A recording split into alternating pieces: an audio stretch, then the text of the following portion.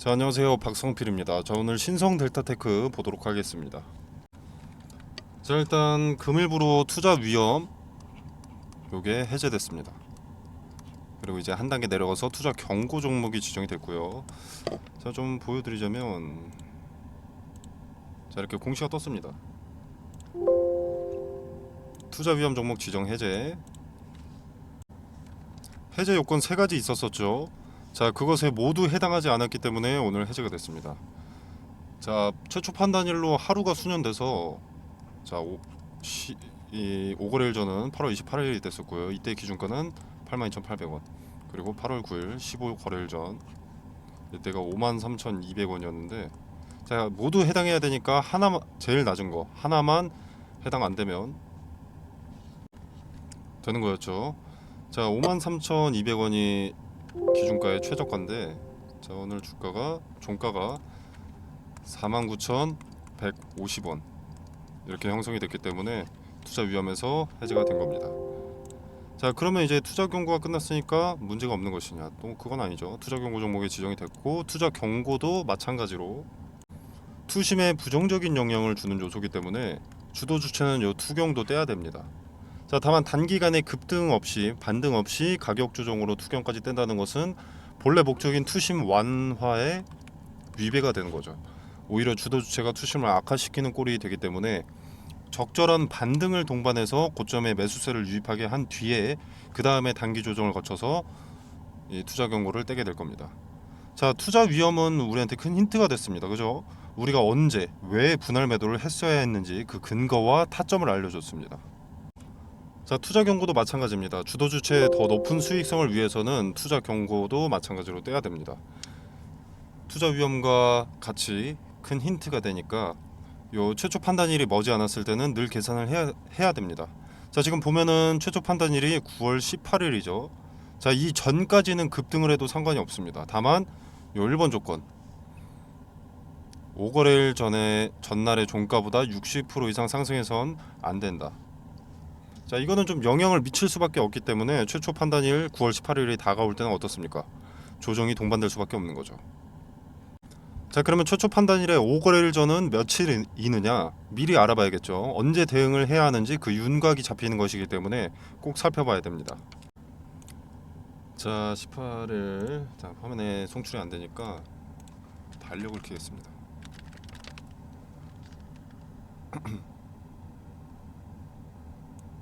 자, 이렇게 내리면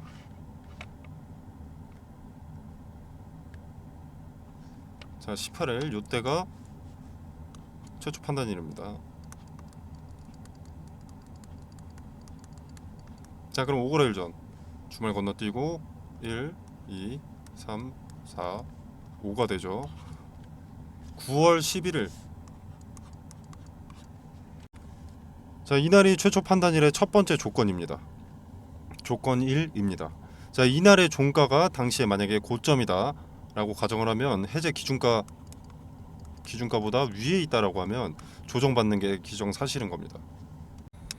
자, 이 해제 기준가보다 높다면 분할 매도로 수익부터 먼저 챙겨놓고 저점에 매수할 전략을 미리 대비를 해야겠죠. 자, 벌써부터 큰 힌트 하나를 제공받은 셈입니다. 자, 그리고 지금 예측하는 대로 흘러가지 않더라도 T-이틀 그러니까 최초 판단일 2거래일 전 이때부터 거래를 확인하고 주도 주체가 주가가 어느 자리에 있길 원하는지 어느 자리에서 누르는지를 확인하면 길 자체가 보입니다. 홀딩해야 되는지 매도해야 되는지. 자, 중요한 건 이 가격이 언제 되냐보다는 투자 경고 딱지를 떼는 과정에 어느 자리에서 눌렀고 어느 자리에서 받아 올려놨는지 그리고 계속 순연시켜서 주가를 지켜주면서 해제하는지 아니면 조정을 동반해서 해제하는지 이 두 가지 경우의 수에 따라서 주도 주체가 개인들이 어떤 투심을 갖길 원하는지를 파악할 수가 있습니다.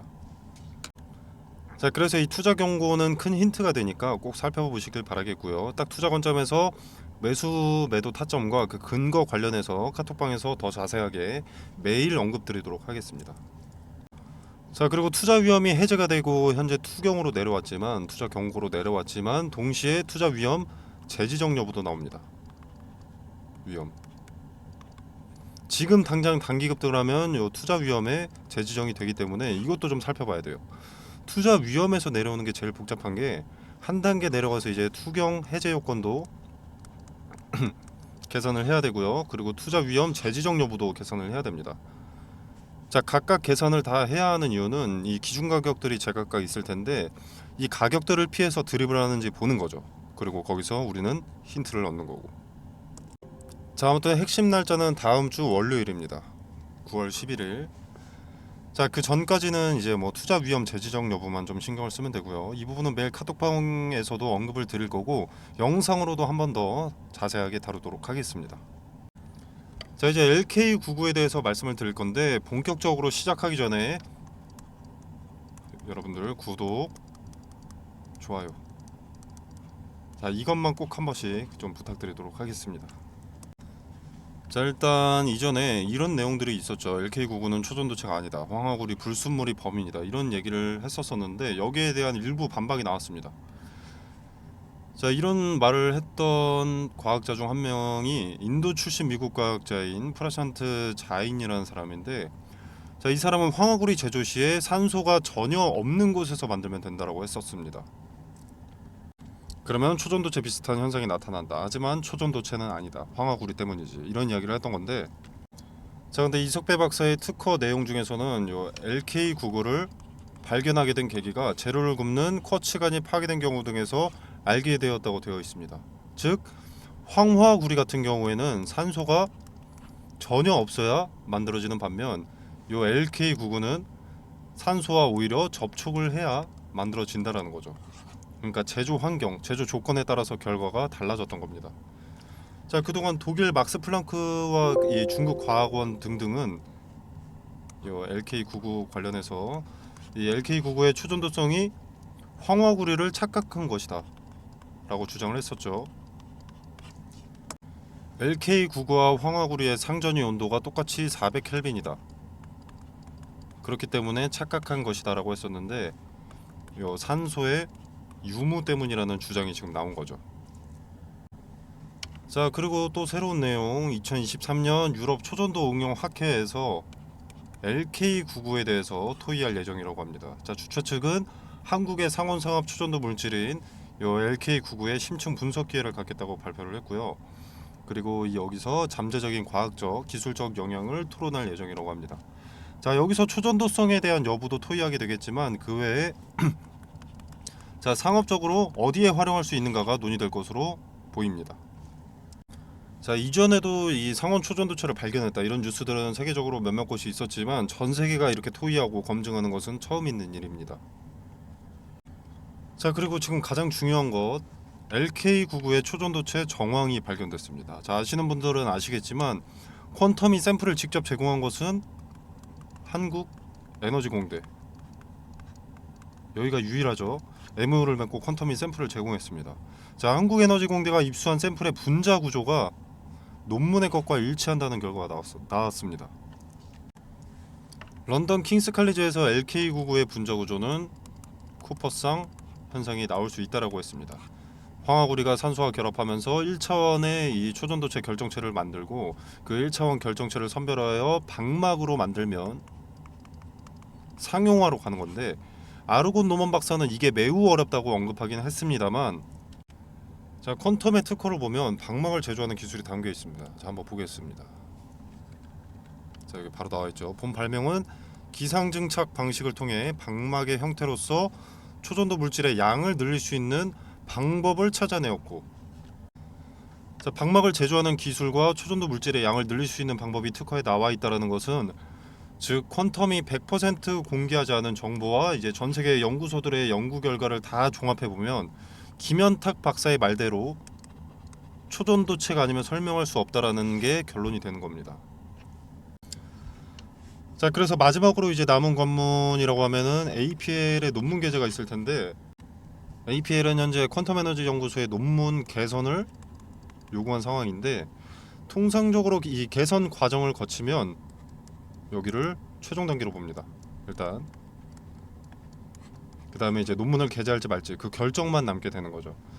그 시기를 김현탁 박사는 9월이라고 언급한 적이 있습니다. 자, 아무튼 종합적으로 이제 중요한 것은 특허 그리고 논문 게재인데, 자, 우선순위는 요 특허라고 봅니다. 특허만 출원한다면 이제 퀀텀에서 직접적으로 논문에 게재될 수 있게 모든 정보들을 수정하고 공개하면 되는 거니까요. 자, 그래서 특허에 좀 더 시선을 둬야겠고, 논문에 게재된다는 것은 뭡니까? 자, 기술이 인정받았다 라는 것이기 때문에 이것도 당연히 중요합니다. 그래야 투자가 들어오니까요. 논문에 게재돼야 투자가 직접적으로 들어올 수가 있으니까.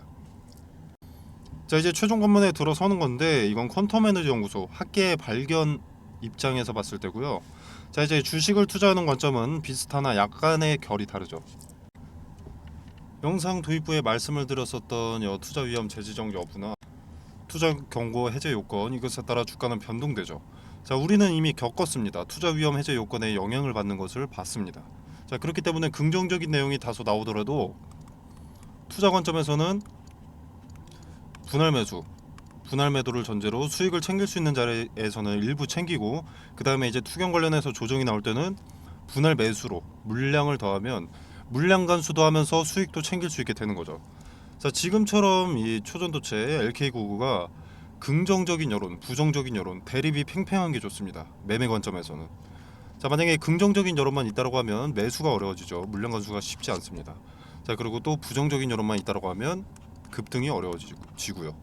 자, 그래서 이게 대립이 팽팽할 때는 주가의 변동에 따라 수익도 보고 매수 매도도 자유롭기 때문에 오히려 지금의 초전도체 이벤트는 지금이 더 확실한 기회가 되는 겁니다. 그리고 그 기회에 대한 힌트는, 자, 일단 이석배 박사팀의 특허에서는 LK99에 대한 힌트가 나오고요. 그리고 투자 경고, 투자 위험 등에서는 매수 자리 또는 매도 자리에 대한 힌트가 나오는 거죠. 자, 상단의 전화번호 010-2764-3885번으로 신성 델타테크 또는 간단하게 신성이라고 이렇게 두 글자 문자 메시지로 남겨주시면 종합적인 근거를 토대로 유효한 매도 자리, 그리고 추후에 다시 물량 간수를 위한 매수 자리까지 말씀드리도록 하겠고요. 그리고 제가 여태 수집해뒀던 모든 자료들을 정리해둔 파일이 있습니다.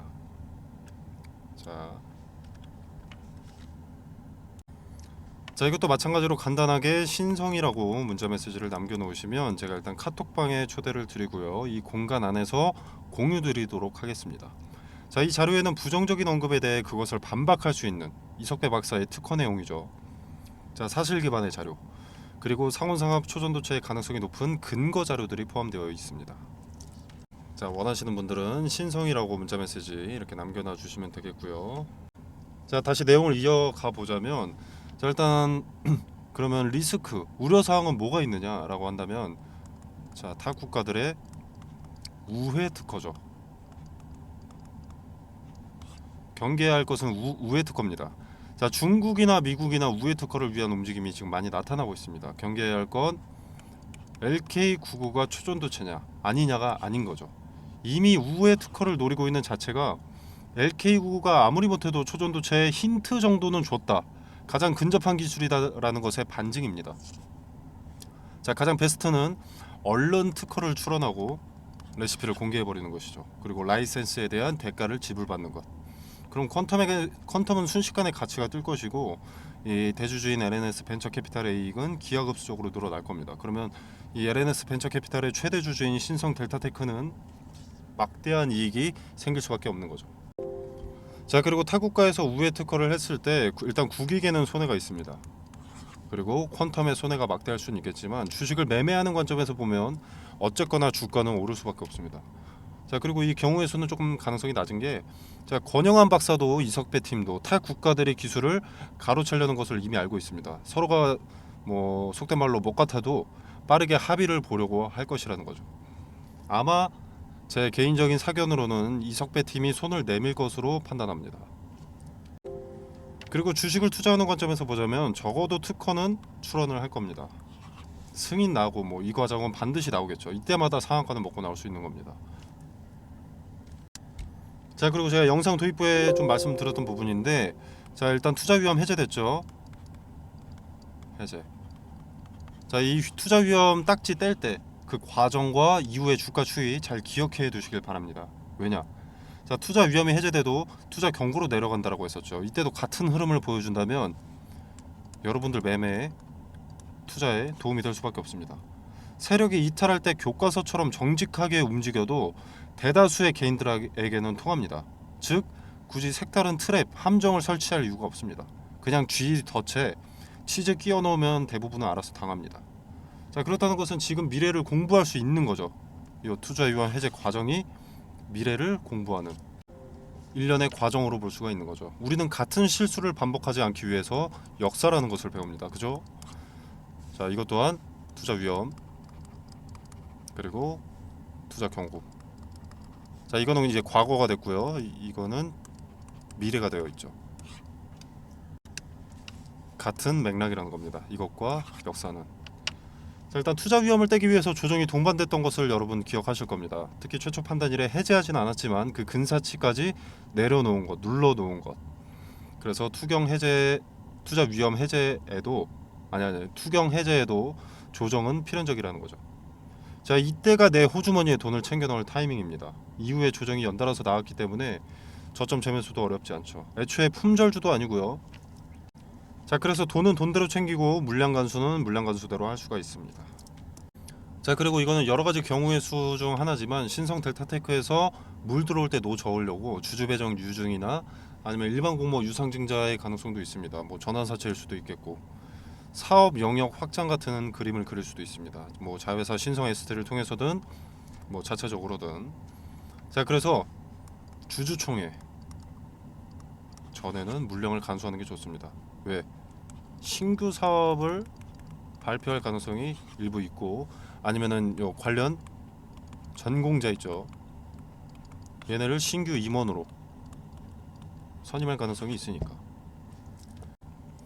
자, 그리고 단기간에 이 주가 전망 같은 경우에는 자, 일단 투자 위험을 뗐죠. 자, 근데 투자 위험 뗐다고 해서 엄청난 폭등을 당장 보여주긴 힘들 겁니다. 기껏 눌러서 떼놓고서는 다시 투자 위험을 달겠다는 것은 무의미한 그냥 거래세의 손해일 뿐입니다. 그리고 이 투자 위험이 떼진다 해도 여러분도 이제는 아시겠지만 투자 경고죠. 투자 경고 종목도 증거금 100%입니다. 자, 일단 증거금 100%가 뭐냐면 일단 주식 거래에 있어서 기본적으로 투자자는 보유 금액보다 2.5에서 2.8배까지 많은 금액의 주문이 가능합니다. 이게 증거금 제동 건데 증거금 100%라는 종목은 일단 리스크가 높은 종목이다라고 해서 본인이 보유한 금액 이상으로 살 수가 없습니다. 그러니까 쉽게 말하면 신용 미수 안 된다는 겁니다. 수급세가 좀 줄어들 수밖에 없다라는 거죠. 자, 그래서 위축된 투심도 투경에서 급격하게 살아날 수가 없다는 겁니다. 급등 시 다시 매매 정지나 투자 위험으로도 갈 수가 있기 때문에. 자, 매매 전략은 조정을 이용하는 게 핵심입니다. 조정. 어쨌거나 자꾸 위로 치고 올라가려 할 겁니다. 그래서 오히려 조정 자리를 찾으면은 여기서 여기까지 이런 식의 수익을 계속 먹을 수가 있는 거죠. 조정을 찾을 때마다. 자, 그래서 지금 시장의 중심에 있는 초전도체, 그 중에서 대장주인 신성 델타테크에 일생에 몇 번 없을 기회가 찾아온 만큼 분할을 전제로 매수 매도 자리만 잘 찾아서 매매하면 고수익 가져갈 수 있습니다. 자, 초전도체 여부는 학계가 밝힐 일이고 우리는 기대감을 이용해야 되는 겁니다. 상단에 전화번호 010-2764-3885번으로 신성이라고 두 글자 문자 메시지 남겨주시면 일단 카톡방에 초대드립니다. 자, 여러 가지 경우의 수가 있는 만큼 어떤 변수가 나오든 바로 대응하실 수 있도록 미리 대비책과 대비책에 대한 근거들에 대해서 자세하게 언급드리도록 하겠고요. 그리고 제가 가장 중요한 게 분할 매도라고 말씀을 드렸었는데 어떻게 수익을 나가면서 물량을 관리하는지 세세하게 말씀드리고 분할 매도 타점 말씀드리도록 하겠습니다. 자, 그리고 이거는 제가 8월 11일 날 신성 델타테크라는 종목이 자, 최초의 매매 거래가 정지될 때 추천이 나갔던 종목입니다. 자, 서남 덕성 파워로직스 원익 PN이라는 종목이 추천이 나갔는데 자, 최근에 추천드린 이 종목들은 초전도체 관련주였고요. 제가 단기 테마성 종목을 보통 권유하진 않는데 단기적으로 수익을 먹을 수 있을 만한 명확한 근거가 나와서 추천이 나갔습니다. 그 근거로는 자, 일단 대장주인 신성 델타테크의 단기 급등으로 매매 정지가 다음 날에 예정이 되어 있었습니다. 이대로 장이 마감되면 다음날 매매 정지가 확실시 되는 거였죠. 자, 근데 마무리되어가는 과정 중에 장 마감 직전 수급이 테마 후발주들 서남 덕성 파워로직스 원익 PN에 몰리는 것을 포착했습니다. 자, 대장주인 요 신성 델타테크가 매매가 되지 않는다는 것은 관련 테마 후발주들의 급등을 예고하는 것이고 장마감 직전 그 수급의 이동을 포착했기 때문에 다음날 시초에 베팅을 추천했습니다. 단 함정의 가능성도 있기 때문에 제가 거래대금 300억 이상 몰리는 종목을 매수하라고 권유드렸고요. 자, 그래서 이 종목들의 수익을 좀 보여드리자면 원익PN이 자 8월 11일 다음 거래일 종가 16.8% 올랐고요. 그 다음 날도 11.68%가 올랐습니다. 자, 선암 8월 11일 그 다음 거래일 상한가, 그 다음 거래일 상한가. 덕성 8월 11일 상한가, 상한가. 파워로직스 8월 11일 상한가, 상한가. 이렇게 근거를 갖고 추천이 나갔기 때문에 단기적으로 큰 급등을 가져갈 수 있었습니다. 자, 화면에 보이시다시피 무료입니다. 제가 종목을 추천했다고 해서 금전적으로 뭘 요구하거나 수익의 얼마를 떼달라 이런 거 전혀 없습니다. 자, 여러분의 투자금은 여러분의 돈이죠. 그렇기 때문에 여러분이 자유롭게 판단하셔서 매매를 하셔도 되고 안 하셔도 됩니다. 그냥 지켜만 보셔도 되는 거고요. 제가 뭐 맛있는 음식을 추천했다고 해서 여러분이 무조건 드셔야 할 필요는 없지 않겠습니까? 먹고 싶으면 먹는 거고 먹기 싫으면 먹지 않는 것이고. 자, 상단에 있는 전화번호 010-2764-3885번이 제 전화번호인데 여기로 간단하게 이분처럼 숫자 2번만 문자 메시지로 보내주시면 제가 이런 식으로 답장을 드립니다. 자, 그리고 이 부분은 단기 급등 종목이었고요. 가치 투자죠. 주식 투자에 있어서 수익을 불리는 대표적인 방법 두 가지가 첫째는 분할을 전제로 매매하는 것, 그리고 또 하나 분산 투자입니다. 자, 그래서 2023년 하반기 증시를 주도할 섹터 말씀드리고 관련 급등주 추천과 종목 선정 방법에 대해서 간략하게 말씀을 드리도록 하겠습니다. 자, 일단 2023년 전반기는 작년에 이어서 2차 전지가 광풍이었습니다. 테마내 어떤 종목이든 급등을 해줬고요. 그래서 개인들은 2차 전지 종목들을 넣어놔야 할 것 없이 이것저것 매수하게 됐습니다. 자, 근데 실체가 나오기까지 시간이 상당히 많이 소요되고 기대감의 급등세가 가팔했던 만큼 기대감이 선반영되고 이제 거품이 빠지면서 조정 국면에 접어들어 있는데 이 가격 조정과 기간 조정을 거치고 숨고르기에 나섰던 2차 전지가 다시 질주하는 시점이 바로 23년 하반기로 평가가 되고 있습니다. 자, 근데 동시에 아니다, 반도체가 하반기 증시를 주도할 것이다 이런 의견도 나오고 있고 현재 초전도체라는 변수도 좀 등장을 했죠. 자, 그래서 하반기 증시를 누가 주도할 것이냐, 자, 이것을 파악하는 것은 생각보다 어렵지 않습니다. 바로 세계 경제에 관심을 파악하는 것이죠. 자, 물론 지금 관심은 초전도체가 맞습니다. 그러나 실제로 자금이 어디에 투입되는지, 반도체에 투입되는지, 2차 전지에 투입이 되는지, 초전도체에 투입되는지, 자, 이게 중요한 거죠. 자금, 이것을 파악하면 그 윤곽이 잡힌다는 겁니다. 자, 간단한 예시로 코로나 때는 어떻습니까? 마스크, 진단키트, 백신, 치료제, 이것들이 강세였죠. 전 세계가 주목하고 필요했던 테마니. 자, 국내 같은 경우에는 병상이 수혜를 입기도 했었는데 이거는 각 국가별로 확진자 수가 다릅니다. 그리고 땅덩어리가 다르죠. 자, 그래서 공통 사항이 될 수 없기 때문에 일로는 자금이 투입될 수가 없었습니다. 코로나 때는 요 마스크, 진단키트, 백신, 치료제가 전 세계가 필요로 했던 것이기 때문에 요 네 가지의 수급이 올릴 수밖에 없었던 거죠. 자, 그리고 다른 예시를 하나 들어보겠습니다.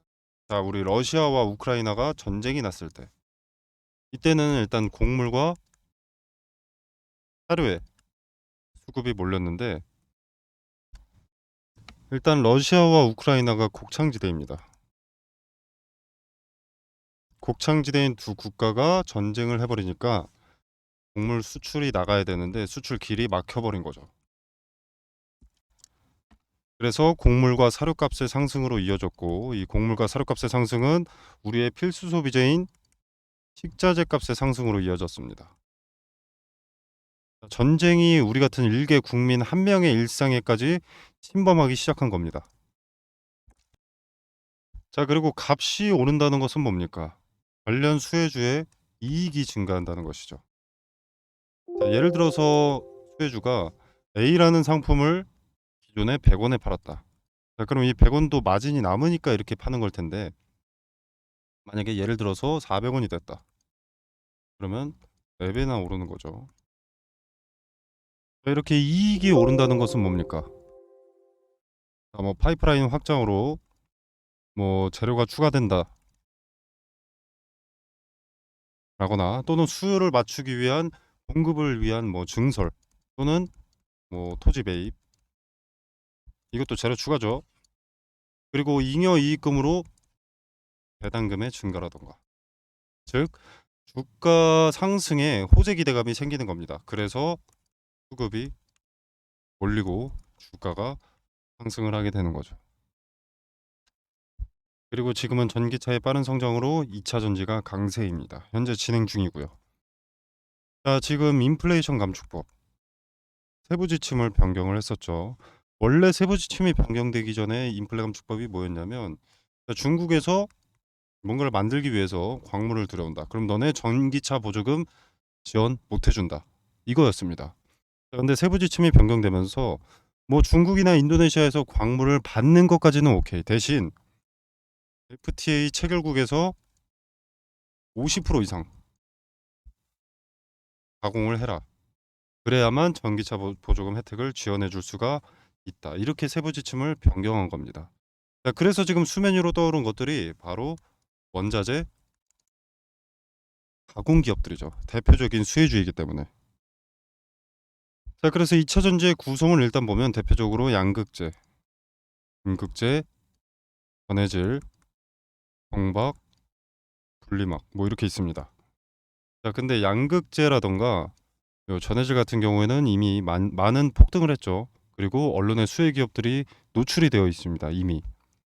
인플레 감축법 세부 지침이 처음 변경됐을 때 대부분의 투자자들이 무슨 생각을 했냐면, 그러면 당장은 2차 전지, 그중에서 비중이 높은 양극재의 핵심 광물 리튬이 강세니까 리튬 가공업체가 수혜를 보겠구나 하면서 리튬 관련주만 좀 부각이 됐었지만, 요 음극재라던가 동박, 분리막은 관심을 못 받고 있습니다.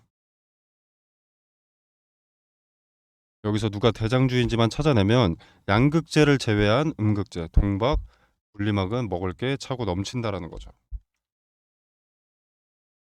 2차 전지는 양극재만 있다고 되는 것이 아니기 때문에 인플레 감축법에 뒤늦게라도 수혜를 보게 된다라는 겁니다. 자, 그리고 최근에 일부 증권사들에서 2차 전지에서 수급이 이동될 것이다. 제약바이오라던가 로봇, AI, 반도체 일로 수급이 이동될 것이다. 이런 얘기들을 좀 하고 있는데, 일단 전 세계적으로 2차 전지에는 수백조 단위의 투자가 진행이 됐습니다. 앞으로도 수백조가 넘는 규모의 투자가 예정이 되어 있고요. 자, 무슨 말입니까? 제약바이오로 수급이 옮겼다. 로봇, AI, 반도체로 수급이 이동됐다라고 하더라도 이미 투입된 자금이 너무 크기 때문에 단기간 내에 로봇, AI, 반도체로 수급이 다시 몰릴 수밖에 없다라는 겁니다. 자, 이때도 양극재만 그리고 전해질만 관심을 받게 될까요? 그 두 가지가 2차 전지의 전부가 아닌데. 자, 종목은 이런 식으로 찾는 겁니다. 미리 많은 물량을 확보한다면 큰 돈이 되는 거죠. 자, 그리고 지금 미국의 인플레이션 감축법 때문에 주가가 이렇게 움직이는데, 유럽의 핵심 원자재법, 이것도 당연히 주식시장을 뒤흔들 핵심 내용이 됩니다. 자, 기존의 2차 전지 점유율 전 세계 1위가 중국 기업 CATL입니다. 자, 근데 미국의 인플레이션 감축법이나 유럽의 핵심 원자재법이나 둘 다 중국을 겨냥한 법안이기 때문에 여기에 대한 반사 이익을 국내 기업이 받게 된다는 겁니다. 한국 기업에게는 다시 없을 기회가 되는 거죠. 자, 그러면 국내 기업들 물 들어올 때 노를 저어야겠죠. 당연히 사업 내용에 더 박차를 가할 수밖에 없습니다. 자, 무슨 말이냐? 자금을 더 많이 투입할 수밖에 없다는 겁니다. 2차 전지 사업 관련해서. 이 말은 호재들이 앞당겨진다라는 거죠. 그리고 기업이 빨리 성장하게 되는 것이고, 자, 기업의 빠른 성장은 더 빠르게 기업의 가치가 올라간다는 것이고, 가치가 오르면 어떻습니까? 주가는 자연히 오르죠. 그러면 개인 투자자인 우리한테도 기회가 되는 겁니다. 그래서 지금은 머뭇거릴 때가 아닙니다. 자, 지수의 영향을 잘 받고 변동의 폭이 가장 크면서 시총이 상대적으로 무거운 대장주죠. 대장주들을 제가 1차적으로 검열을 해놨습니다. 그리고 기업의 재무상 혹시라도 나중에라도 악재가 반영될 것이 있는지를 확인을 해놨습니다. 그리고 뭐 전환사채나 신주인수권 부사채로 장난치는 기업인지 파악을 해뒀고요. 최대 주주들의 과거 이력에 대해서도 좀 조사를 해뒀습니다. 그리고 인플레 감축법의 수혜를 받기 위해서는 국내에서 가공하는 기업이면 전혀 상관이 없는데, 만약에 주거래 업체한테 가공을 받아서 온다라고 하면은 FTA 체결국인가, 이것도 중요하기 때문에 이 부분까지도 체크를 해뒀습니다. 자, 전 세계 시장에 관심을 받고 있는 대한민국의 2차전지 기업 수혜 종목 공유드리도록 하겠습니다. 상단에 010-2764-3885번으로 종목이라고 두 글자만 문자 메시지로 보내주시면 됩니다. 그럼 제가 체크해 놓은 이 종목 리스트, 2차전지 후발 수혜 종목 리스트 보내드리도록 하고요. 제가 수혜 종목 공유 드리는 게 돈 받자고 하는 것이 아닙니다. 그리고 여러분한테 수혜 종목에 대해서 매수가나 매도가를 따로 말씀드리는 것도 아니고요. 그냥 정말로 움직이는지 지켜만 보셔도 됩니다. 매수하고 안 하고는 여러분의 자유지만 종목을 선정하는 방식이라도 조금 알아가셨으면 하는 바람입니다.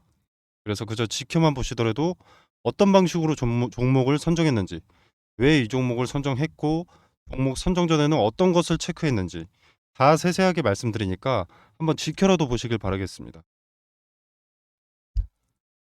자, 오늘 준비한 영상은 여기까지고요. 여러분의 성공 투자를 기원하면서 마무리하도록 하겠습니다. 감사합니다.